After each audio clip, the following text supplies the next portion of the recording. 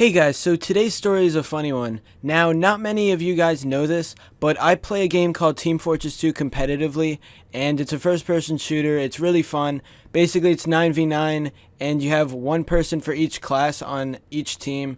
So, anyway, there was this guy named Baconator. That was his username. It's not his actual name, but his Steam name was Baconator, and I wanted to try him out for my team. So me and my friend, who were leaders of this competitive TF2 team, we went on a server with him, and we entered a voice chat so we could see what he sounds like, since for this game you have to talk with your teammates through voice. So he sounded like a little kid, like a really little kid. He was like, "Hey guys, it's me, Baconator!" Like, that's his voice.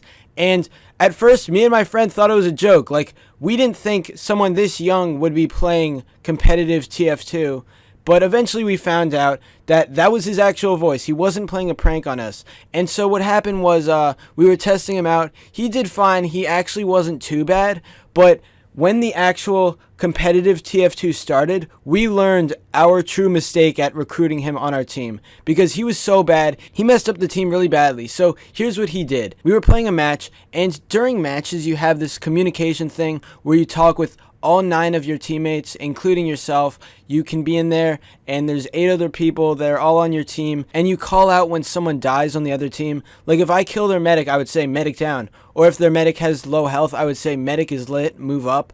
And basically, Baconator just called out some really stupid things. Like, there was a spy one game that was killing him a lot, and he said, "Alright guys, focus spy," and focusing spy, like, that's the one class in TF2 you can't focus because spy goes invisible, and it's impossible to focus a spy. And not only that, but it would be terrible strategically to focus spy because there's so many other different characters on the other team you have to worry about. And Baconator kept misdirecting us. He was like, "Alright guys, get aggressive, let's just move up," and he kept saying this, like, he said get aggressive so much, even when we couldn't do anything. This led to us just moving into the battlefield, dying immediately, and it was all because of him. He wanted to be the main caller, and what the main caller does is, they are basically the person that talks the most, and they give commands like when to move up or when to move back. And he wanted to be that, but we kept telling him not to, and he kept doing it. I don't know why. He was just ruining the team. And then eventually, at some parts of the games, he would say, "Alright guys, clear comms." And if you don't know, clear comms means just be quiet because something important is happening. Just don't say anything. And he would say this during pushes when comms are the most important thing. Baconator would just say, "Clear comms," whenever we're making a very important push to capture a control point or capture the card or anything like that. And it's really funny because he just ruined the whole team, and everybody was complaining about him.